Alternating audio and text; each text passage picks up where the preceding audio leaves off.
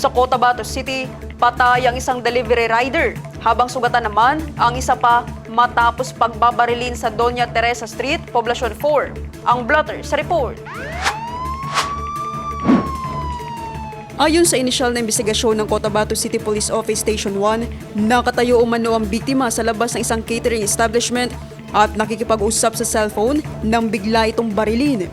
Isinugod agad ang biktima sa United Doctors Hospital, ngunit idineklara itong dead on arrival dahil sa mga tama ng bala sa dibdib, leeg at balikat. Sugatan naman ang isa pang delivery rider matapos tamaan ng ligaw na bala sa likod habang nasa loob ng isang kalapit na establishmento.